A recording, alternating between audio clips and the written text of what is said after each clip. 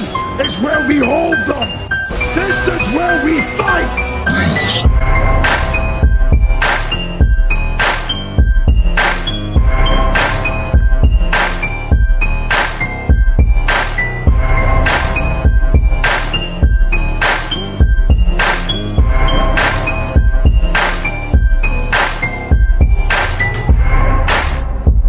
You are now listening to Sweep the Rack podcast featuring Brooklyn Rob and Big Mike.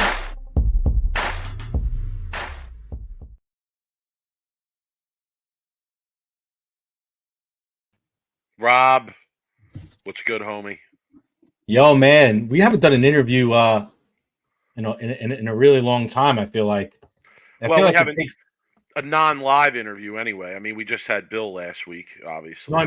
I mean, like an off-the-beat interview where we record it and we don't do it live and we show it. And I feel like it takes a little bit for us these days after 5 years. I think we're almost on our 5-year anniversary of doing this podcast to actually like do like a special. I feel like it takes a special circumstance. It does. And honestly, I was going to say the same thing. Like how many times does an opportunity present itself where you and I both say, "Hey, yeah, we gotta go in that direction."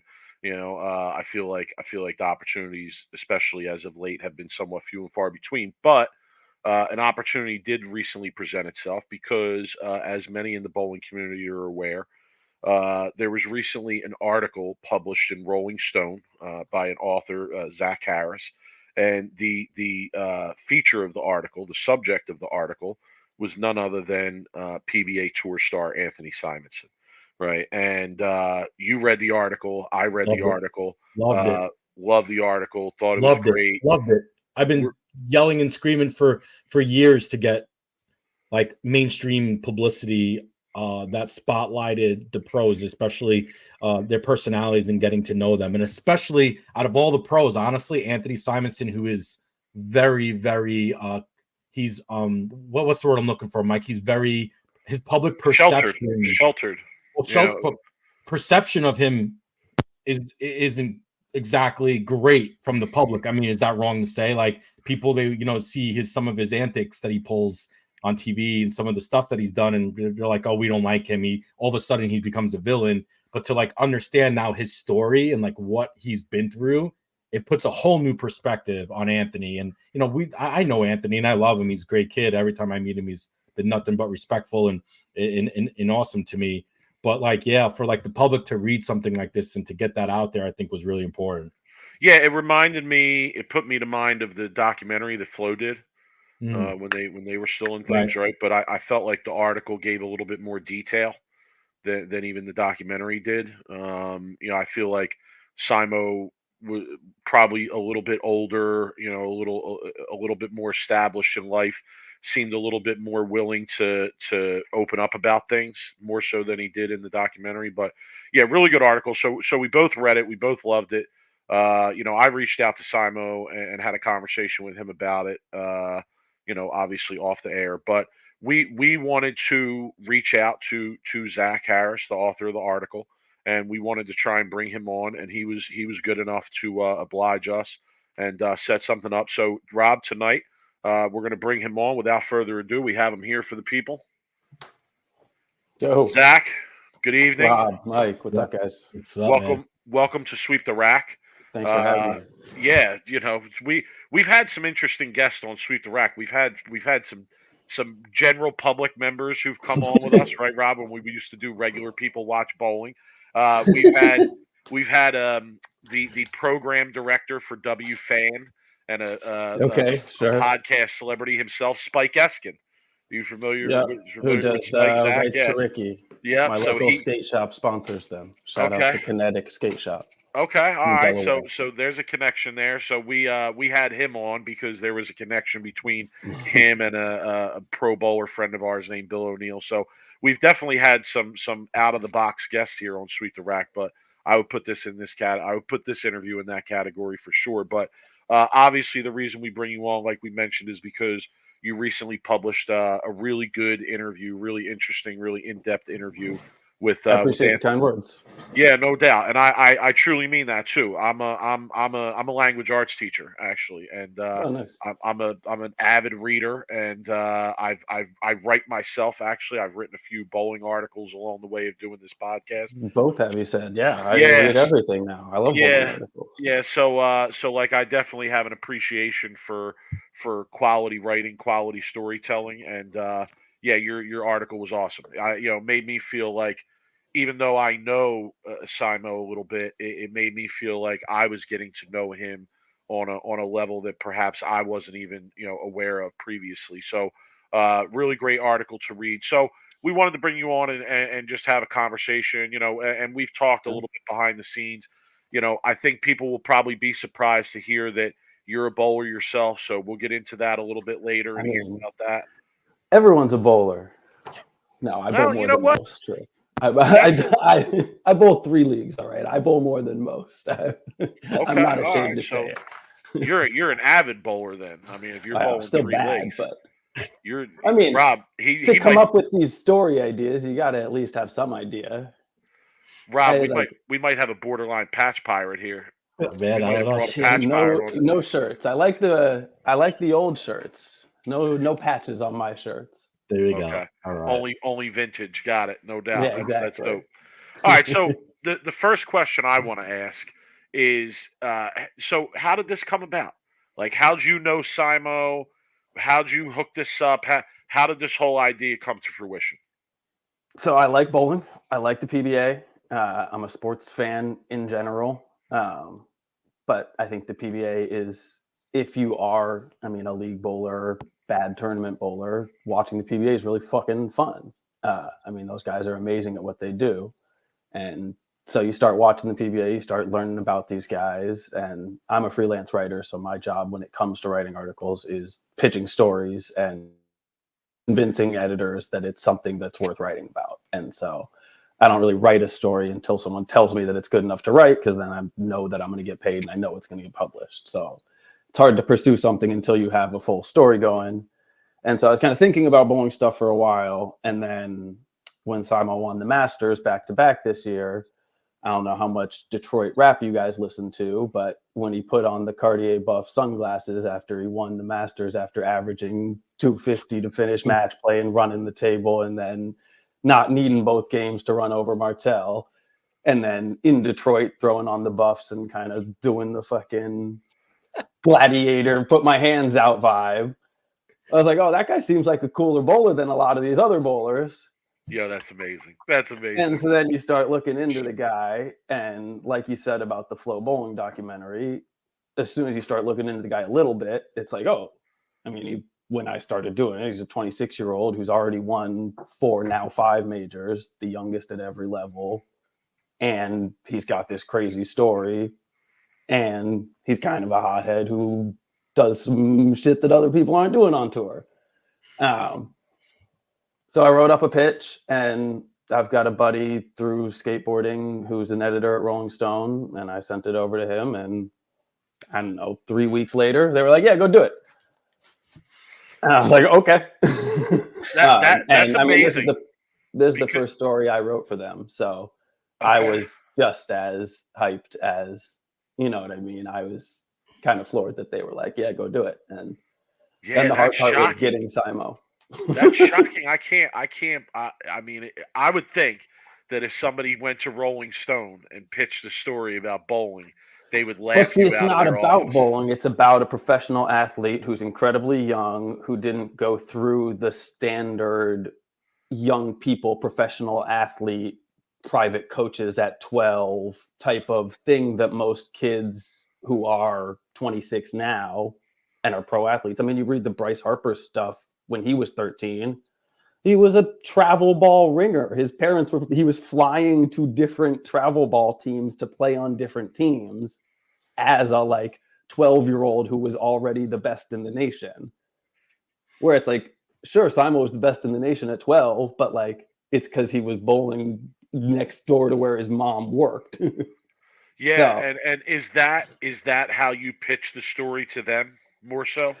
Yeah, I even had the pitch had a little more too about what I perceived as bowling's family structure that I guess now, I mean, you saw with Barnes on the show last week, but of the Barnes, of the McCunes, of how it seems like from an outsider looking in that bowling has a like the guys at the top are the sons of the guys who own bowling centers or whose dads won PBA tournaments. And Simo seemed like an outsider coming in.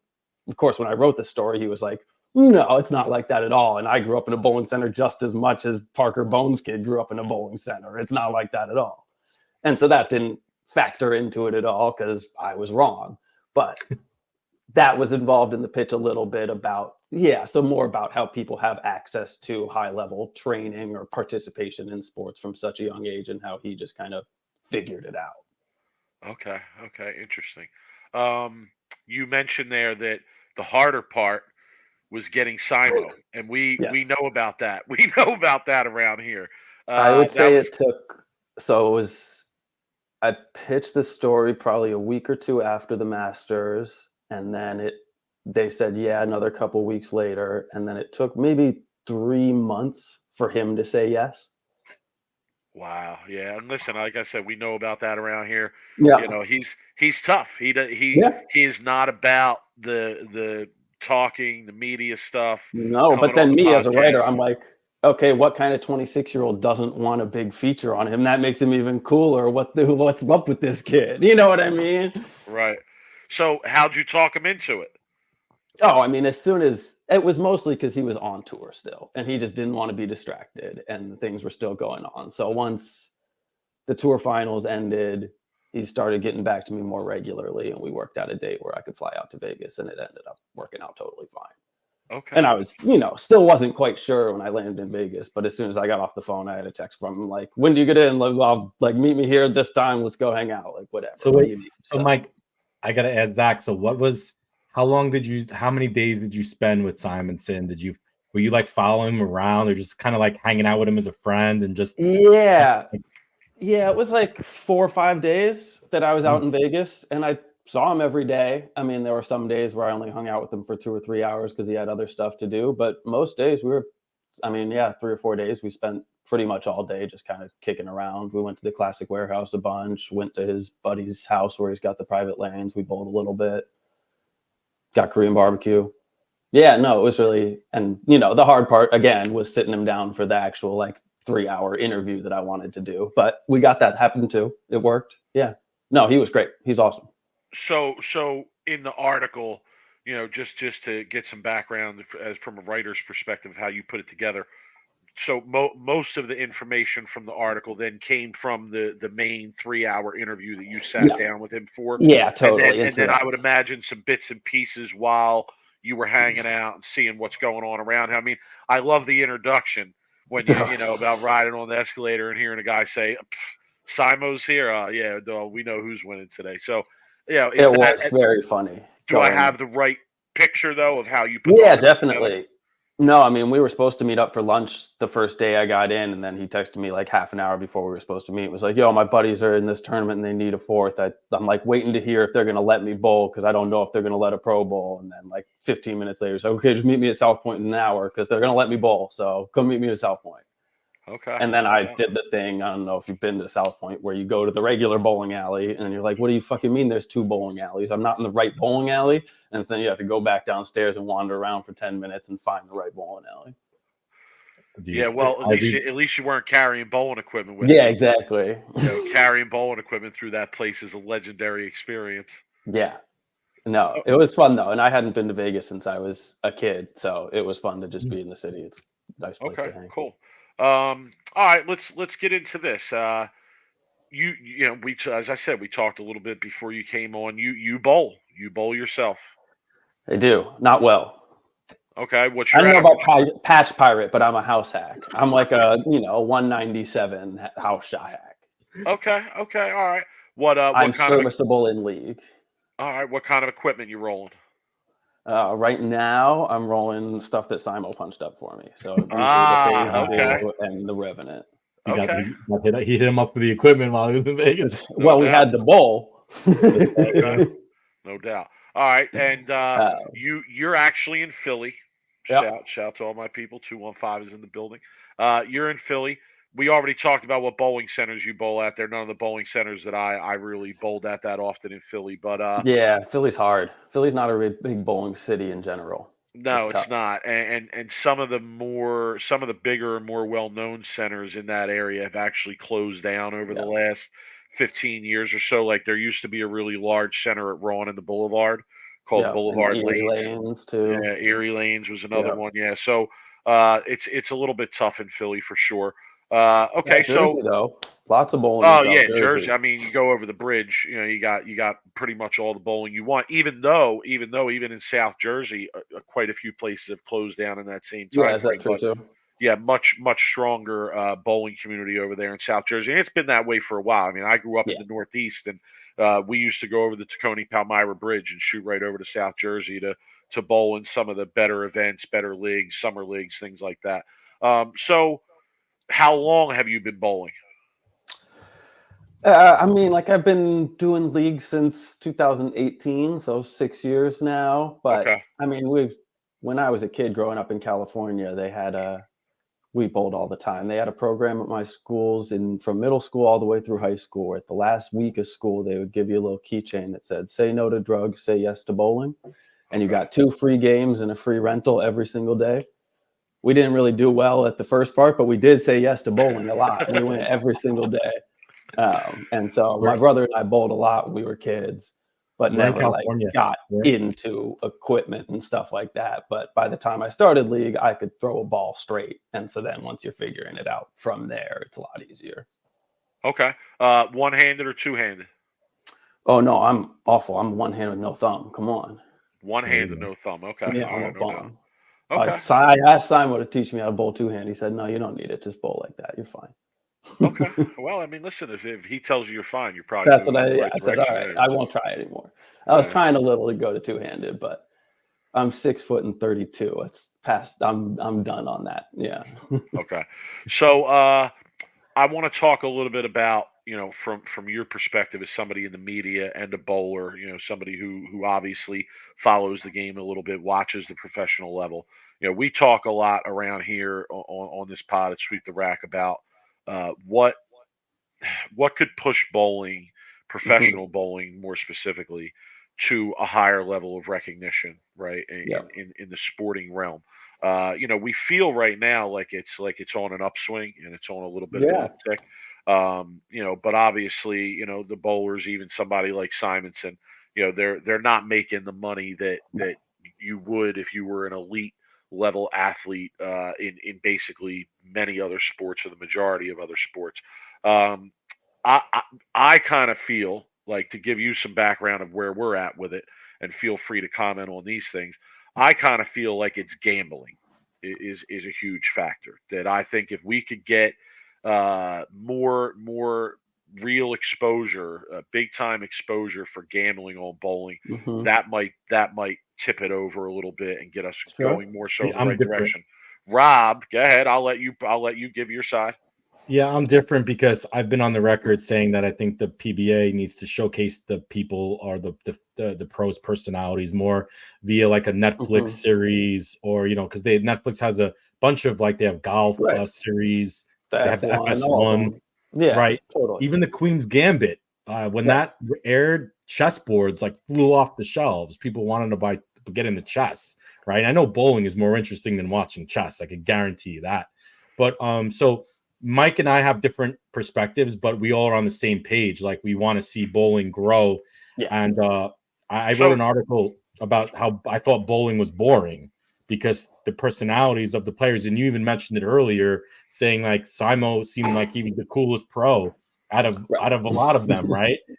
So like for me, it's like, like poker, right? Phil Hellmuth, Mike Mattisau, those kind of guys, they kind of put poker on the map a little bit because of how Right. like And those how guys well he don't was. need to be 25 and wearing the coolest sneakers, right? That was not Phil Hellmuth or Mike Mattisau, or even, I mean, maybe it was Phil Ivey, but it wasn't even Negreanu or any of those other Right. guys. It was because you saw them and you saw their personalities, and they didn't need to be basketball players or didn't need to be people who they weren't. And I think that's a lot of the time where people get stuck, is trying to be something that you're not because you think that that's what people want. And I think that's why Simo's so interesting, and so many of the dudes who don't get the shine or whatever. I don't know. I think the Barnes story was really great this past week. I think that was awesome. Stuff like that, where you get to see the stories that make up bowling. Like you said, with the Netflix shows, those are the things people want, are stories. And that's like, people like gambling on things. They like knowing who these people are first, and then they want to gamble on them. And I think that'll play into it eventually, because I don't like to, but people love to fucking gamble. I gamble on my own abilities in the bowling alley, but I can't put money up on sports teams. Okay. Unless, of course, any of my Bay Area teams are in Philly, and then I'll bet with my friends. But only when I can do money in cash. I don't want DraftKings taking any of that money. Okay. Yeah. I mean, listen, bowling in general just has a deep history and a deep Of connection gambling, yeah, with gambling, right? totally. So that's why I feel the way I do. I feel like a Yeah. lot of people, they're maybe not their original interest, but at some point their interest in bowling had a connection to With gambling on it. gambling, totally. Whether it was bowling brackets in your local league, Right. right? Like your pot, high game pots, or whether it was pot games after league, or whether it was betting dollars in the back of the bowling center on whether somebody was going to strike or not, or whether Right. it was more serious and you were bowling action for several $100s a game with bets in the back. But yeah, there's just a deep connection there. But yeah, I think not But I think we surprising. need to push that more to kids, frankly, or whatever. I don't know. I think it's when I think we need to teach people younger that bowling is fun in that way. In that, like, joining a league when you're 15 involves gambling with your friends, and involves like having fun in a way that it is not a square sport. In that, I think often we see the shift from bowling in the 80s to bowling in now, is it was like thought of as degenerates now, and it's thought of as really family friendly now. Or like they used to be degenerates, and now they're like stand-up gentlemen, family men. And if you do something ungentlemanly, people get all fucking mad.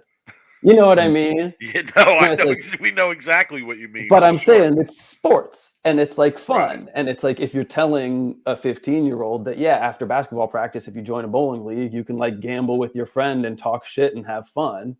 I think you have a lot more 15-year-olds interested in this. You know what I mean? I don't think that it's far off. No, you're making me think about one of our buddies, Bill O'Neill, who's a pro bowler. Like, his son, and he is 10 years old, and him and his friends have a fantasy football league. Right, exactly. And Same that's stuff. what got them into football, Right. watching football, and being really interested in it, and finding out about the players and the story. So yeah, in that regard, I think you definitely make a really good point that, if there was some of that at the other levels, or lower levels of bowling, younger levels of bowling, perhaps that might make a difference. So when you watch a PBA show, what do you think about? Like, what are your thoughts about? I'm just thinking about the bowling, just because I love bowling. Okay, all right, but what about the quality of the product? Right, like, and so that's often somebody who's in the know of what's hot. I think they do a great job, and that's what I think is. I don't know. I think it's like, I know. I think it's just a matter of time, especially with the way that golf has been going. Like you said, I mean, if they can do. I know Tom Clark was talking about them filming a documentary style series. Man, if they had done that last year, with the way that EJ, Simo, and Belmo just like separated entirely from the league, and if you could have done a 3-person documentary series with a couple other spotlights on dudes, it would already be something that people care about. And so, like, you really hope that that kind of season that's really exciting and has a great storylines happens while they're filming. But I think, like you said, it's not far off. The numbers keep on going up. Belmo is in GQ, Simo is in Rolling Stone. People are willing to accept and have interest in these stories. Yeah, there's also a lot of a couple, or at least a handful of professional bowlers who have really successful social media. Yeah, well, that was a big. YouTube I wrote about that stuff in the story, and it ended up on the cutting room floor. The story was probably double in length for the first draft, and had a lot more about the state of the PBA and the social media stuff. Okay, what were you saying about that, or what were you touching on there? No, just that it's so unique as far as pro sports, because they do, from an inside level, let you in on so much in a way that other pro athletes just aren't doing. I mean, the way that Darren Tang and Packy and those guys talk about losing and talk about how they're going through days on tour, you don't really see that from basketball players or baseball players the same day on YouTube after a bad loss. And I think you know what I mean? I think that's an engaging thing that will continue to serve bowling as it gets more eyes. And I think it's really helping. But I mean, obviously those guys aren't at millions of views, but once you get there, being in a place of where people are used to seeing you vulnerable and actually telling your own story, I think people respond to that really well and already are. I think that's why they're being so successful. Yeah, you just made me think about what's the number one podcast on iTunes right now. Every time I log on, it's New Heights with the right. Kelseys. They're talking about their own self in their games. Right, yeah, exactly. Yeah, and people have such a thirst for that kind of sports info from the horse's mouth, from the people who are doing it. Yeah, go ahead, Rob. I know you want to comment on that. Yeah. So I was gonna ask about how do you get, since you're a bowler, Zach, and I consider if you bowl league, you're a bowler, right? Bowls 3 leagues. Totally. Bowls 3 leagues, son. Come on. Bowler, right? I'm in a Sunday morning singles league up in Southwest Philly. I gotta drive 20 minutes out there. All right. So how do you get non-bowling media type writers to get on board, right, with the PBA? Because to me, if you weren't a bowler, you would probably have never really totally. Yeah, I think you're right. And I think it takes making more people into bowlers, frankly. But I think that's something that most sports don't have, is the ease of access to doing it yourself. And I think that's why people bitch so much about the PBA, because they think they can do it because league feels like the PBA to them. And tournaments feel like the PBA to them. And it's really hard in other sports to get to, I played pickup basketball a lot. It doesn't feel like the NBA. But you can convince yourself when you're in the 10th and you need to beat your guy that you're feeling like the PBA at your tournament, even though it's just the Sunday morning tournament in South Jersey. And so a lot of guys get upset with that, but it also helps a lot because you then feel more invested when you're watching. Sure, you get angry, but you need people to get angry at pro athletes. That's what sports is. And that was a lot of my thing with Simo, is oh yeah, people complaining about him is a good thing for the PBA. Right. Well, I mean, look, you did it. You compared it in the article, right? I mean, you mentioned a Pete Weber, right? I mean, if you're anyone who's the most polarizing figure in bowling history in the game ever, it's Pete Weber. There's no doubt about it, right? Would you think just spending the time with Anthony and really learning about him and watching him, right, as a fan, would you think he's maybe this new generation's Pete Weber if he really takes to it and owns that? Or that's the thing, is I don't think he wants to own it. And that was what I catch in my articles, he's going to be the face of the PBA whether he wants to or not, because he doesn't want to do the interviews and take the photos. But in sports in 2024, those are the guys that we're most attracted to, because you want to learn more, because they don't give you everything. Whereas the guys who give you everything, sure, it's interesting, but you're what about that mysterious guy? And that's all, you know what I mean? That's just how human nature works. Right. Yeah. So the person who's saying the PC type answers and giving the boring interviews and giving those interviews are the ones that you don't want to hear. You want to hear the athletes that are going to go off at any minute. You have no idea what's going to come out of their mouth when you put a microphone next to it. Well, and I think Belmo struggles with that because he's tried so hard to be the presentable face. Right. And then he's also realizing with these YouTube videos that, people will just want to see what I'm thinking, what I'm feeling. They don't want me to get dolled up and ready to present like I'm presenting. They just want to hear what I'm thinking. And I think that's been a gradual change for him.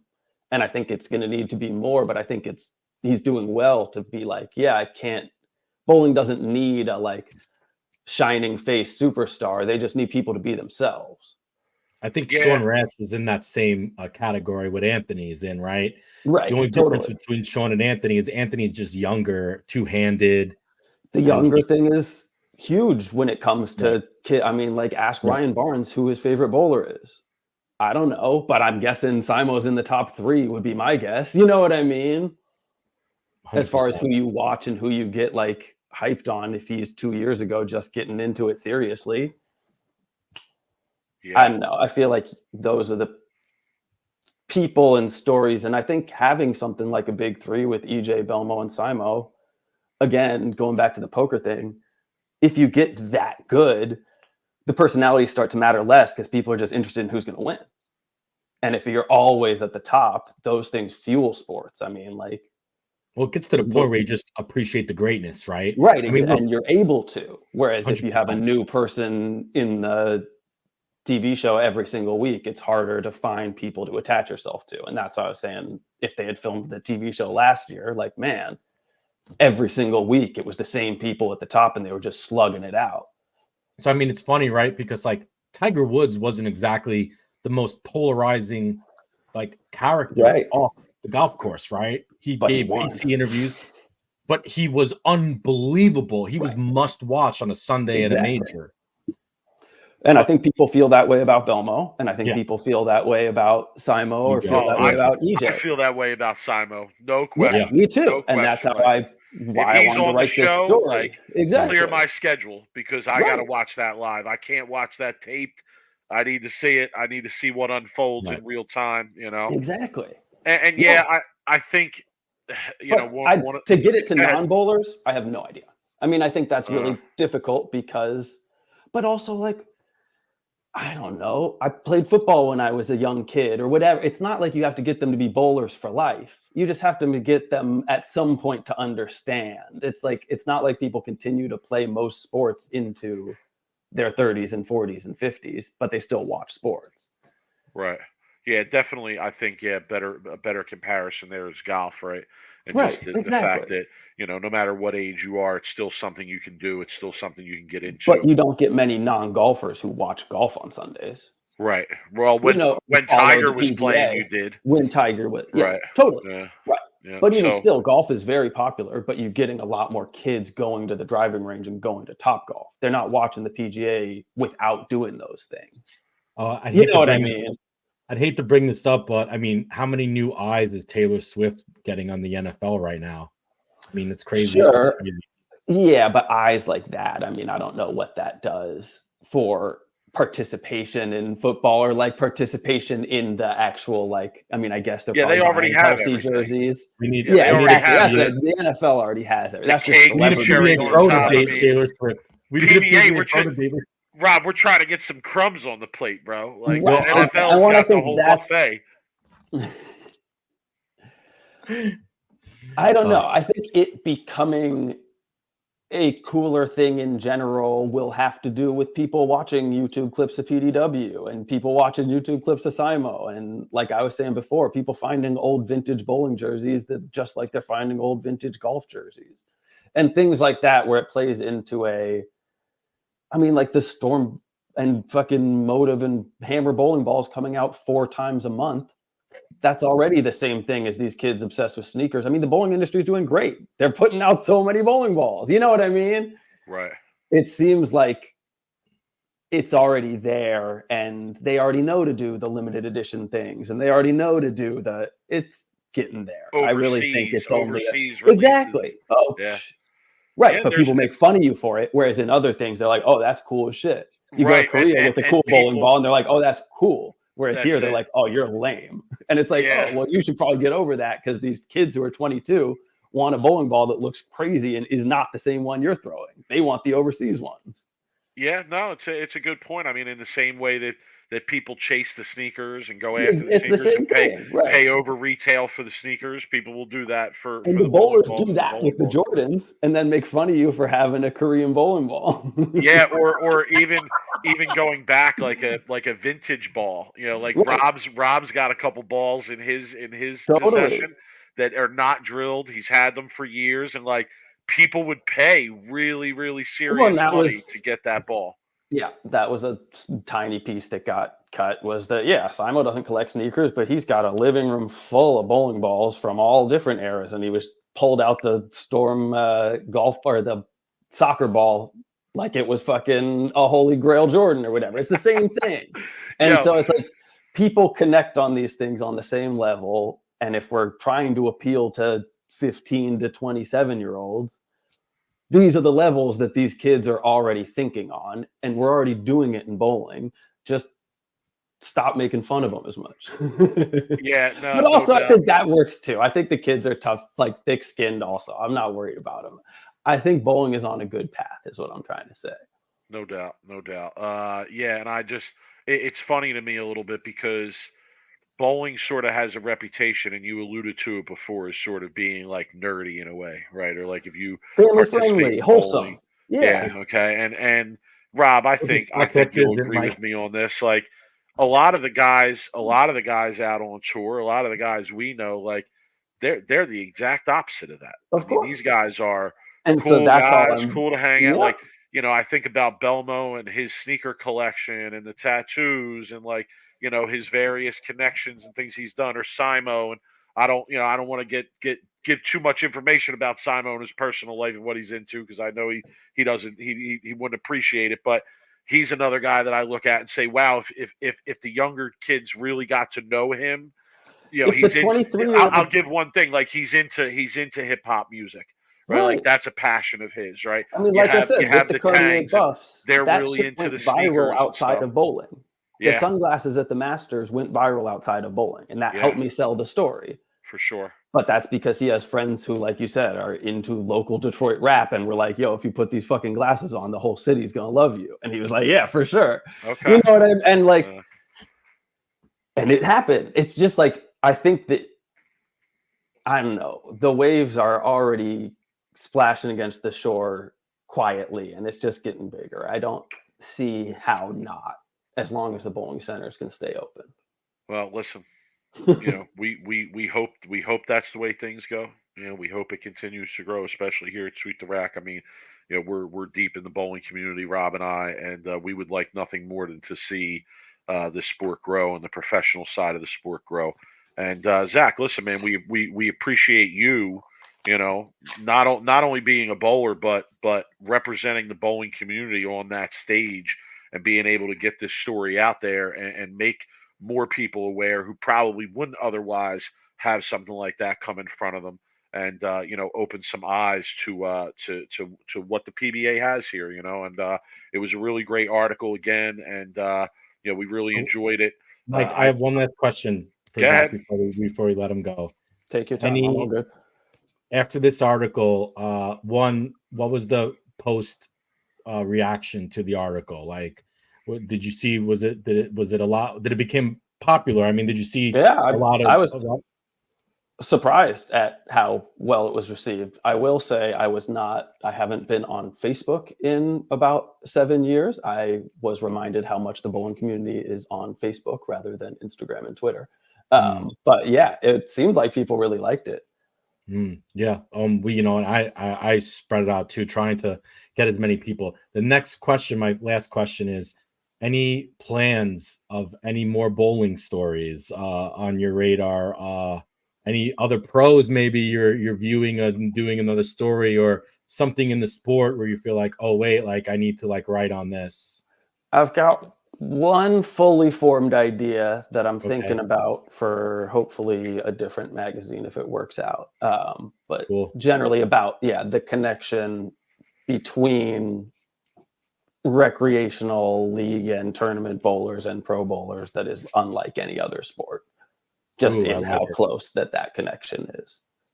But through a very specific lens, but you would totally know what I'm talking about if I told you. So I'm going to keep it under wraps. Okay. Well, if you need some sources, you could reach out to me and Mike, and let us know. We could Definitely. we could definitely from the league tournament bowler side. Yeah, exactly. Oh, we could tell you. League bowlers don't like us, Zach. League bowlers don't like us, Zach. We're not very popular with the league bowlers, but I listened to a couple episodes. All right, before I came on, I wanted to know what I was getting myself into just a little bit. Okay, well, so you know where our stands, but yeah, I mean, look, it's awesome to see bowling in the mainstream media, and it is bowling and Rolling Stone, man. I was like, cool. Wow, like that's a big tick in the right direction. I mean, if there's any magazine, it's called Rolling Stone. I mean, does it get any more of a partnership than bowling? Like, no, it's named after me, bowling.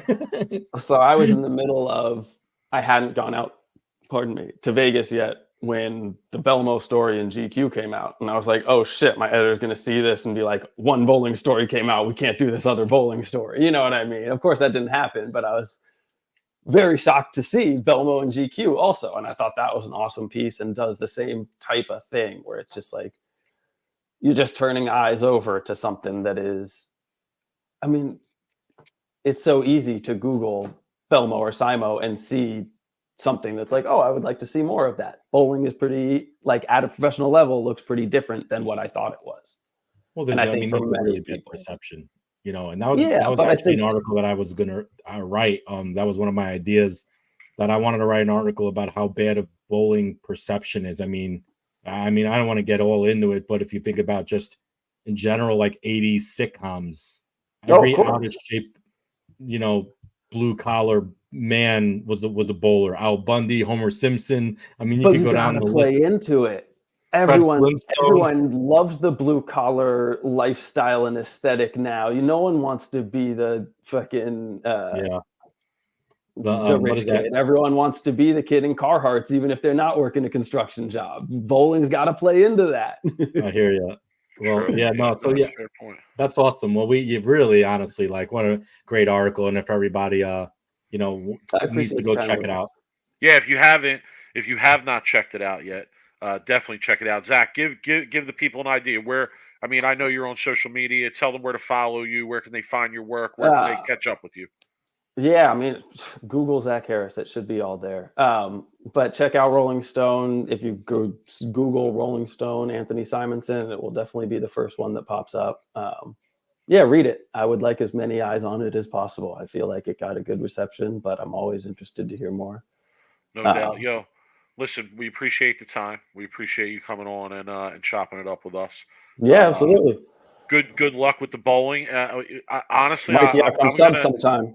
I'm gonna hit you up. Philly? Yeah, I'm gonna hit you up, and we'll get together sometime. We'll roll a few games somewhere in Philly. We'll meet up and grab a cheesesteak, perhaps. I got a spot in mind already. So what's your spot? I would say Thunderbird Lanes on Holm Avenue. I don't know if you're familiar or not. Yeah, you gotta pick me up. I ain't got a car. That's 45 minutes away. Oh, that's cool. I can come scoop you because that's right in the old neighborhood. That's actually where I grew up bowling. Oh, okay. It's up northeast. There's a cheesesteak place right down the street from there it's a newer place called Cafe Carmela.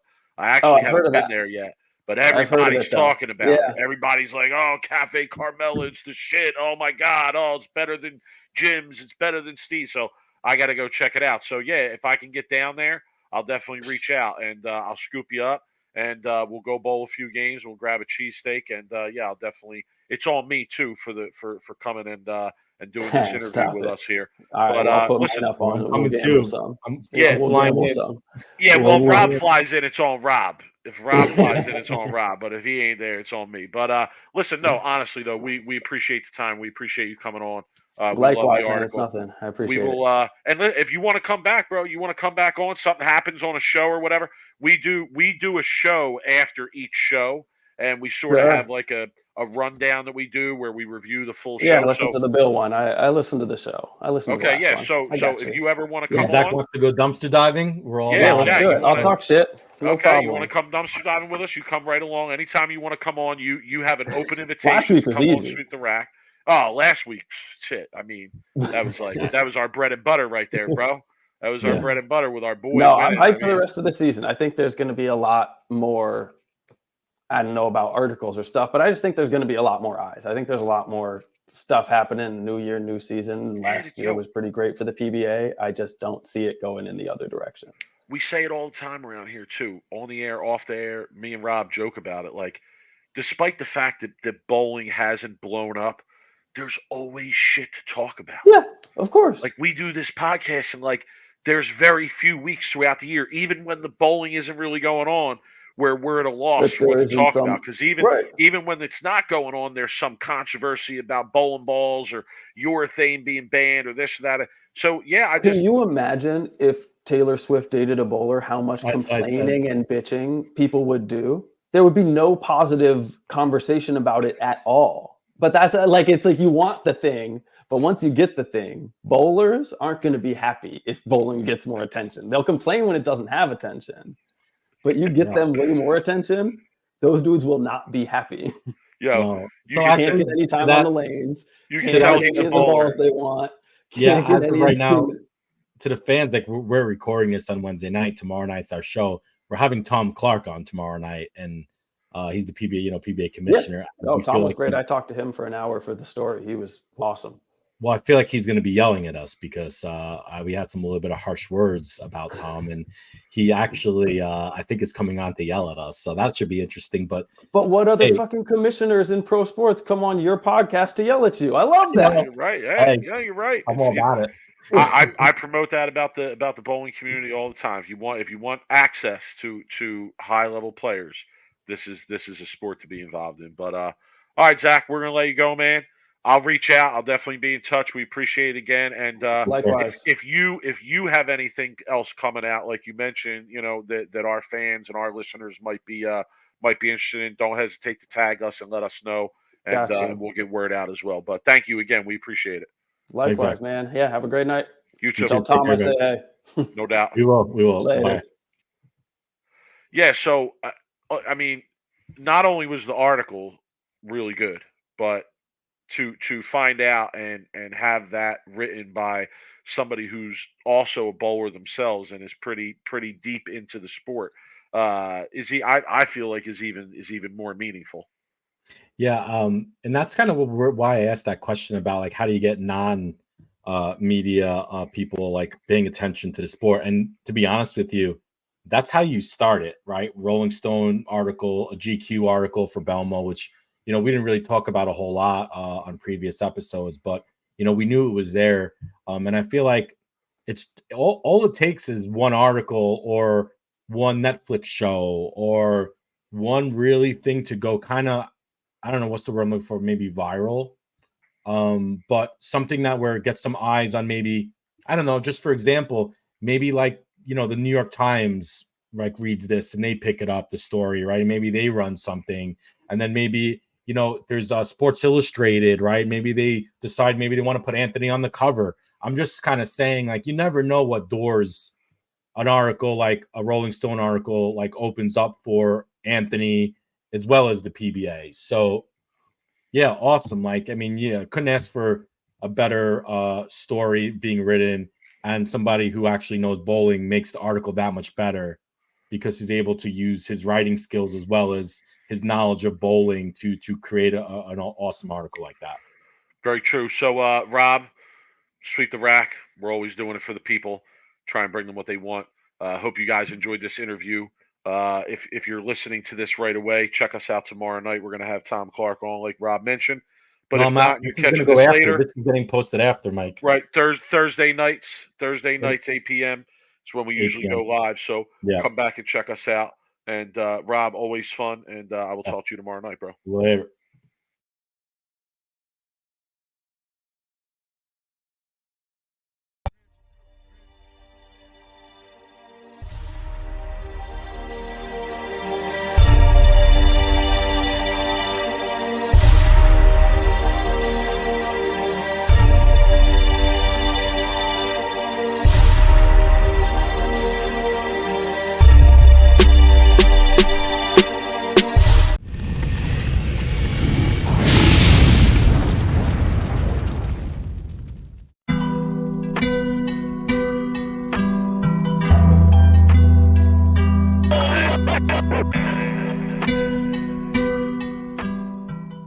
You are now listening to Sweep the Rack podcast featuring Brooklyn Rob and Big Mike.